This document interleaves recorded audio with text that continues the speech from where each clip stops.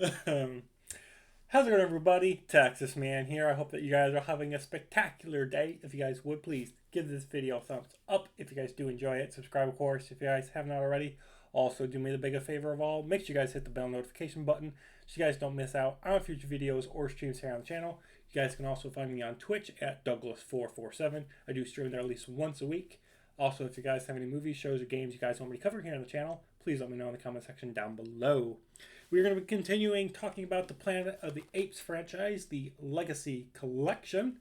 And in this video, we're going to be talking about Escape from the Planet of the Apes. I've already done a review of the original and Beneath. If you guys missed out on those videos, I do have a Planet of the Apes playlist. I'll try to leave a link to it at the end of this video for you guys.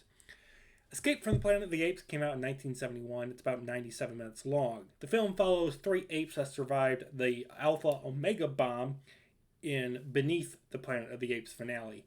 And for the movie that happened, somehow they traveled back in time to America, and the apes end up basically being put on trial as to like why they can talk and why they're super intelligent.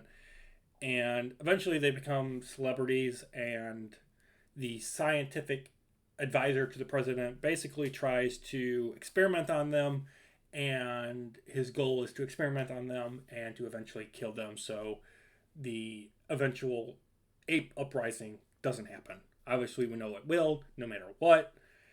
So, there you go.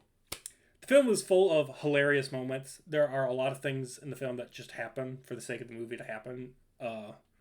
Things just occur that are illogical for the sake of the plot to just take place.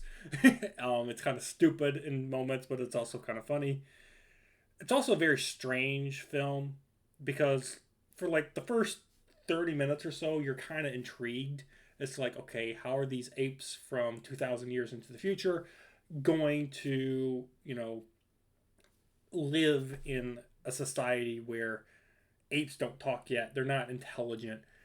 How is that going to factor in with the fact that they're having to live among humans that are the dominant force at the moment? It's kind of cool for the first 30 minutes, and then it just de-escalates into something that's very, I don't know, boring. It just becomes boring. And I'm just like, okay, yep, this is happening. Yep. Okay, I'm going to get me a beer. It doesn't hold your interest for more than like 30, 45 minutes. And that's kind of sad. The film does focus a lot more on characters and politics rather than being an action epic like Beneath the Planet of the Apes was. So, in that regard, I'm happy about that. I actually get more invested with Cornelius and his wife and the human characters as well. The finale also feels like a proper conclusion to the franchise, if the franchise was only a trilogy. Like, I even stated in my review of Beneath the Planet of the Apes, I'm like, how did they go past that with the Alpha Omega bomb going off? Like, how do you go past the fact that Earth has been split in two? Well, they do time travel and they go back into the past. And that's fine. And it's kind of cool because it starts up the Apes Revolution. But we really don't get that time travel paradox thing, that loop, until I believe the next movie. So this film kind of like sets up the ape uprising in a way, but it's also trying to be a proper conclusion to Beneath. So Escape from the Planet of the Apes, it's a very interesting film. It definitely is a middle child for the five legacy films. It's like, okay, it's trying to tie up loose ends for the past two, but it's also trying to be a setup movie for conquest and battle at the same time.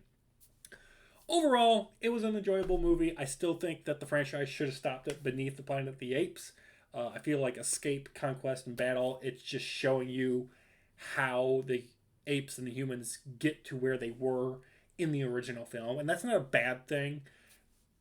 But having three films trying to explain how things came to be in the originals, and it just feeling like it's dragging on. Like, I feel like showing how things got to where they were in the original film could have been done in one movie. There's a lot of slow mo scenes, I guess you want to say. It's just a lot of talking and dialogue that really doesn't add anything and should have been sped up. The film was just way. This film, Conquest and Battle, it just feels like it's not sped up fast enough. Like the script was dragged on so they could make three films. And yeah, I just don't like it. Like this should have been a sped up session. So I feel that same way with like the Star Wars prequels. Like, quit talking and just get to the point, please. So I'm gonna give Escape from the Planet of the Apes from 1971 a 6 out of 10. Thank you guys so much for watching. Have an excellent day, and I'll see you guys in the next one. Bye, guys.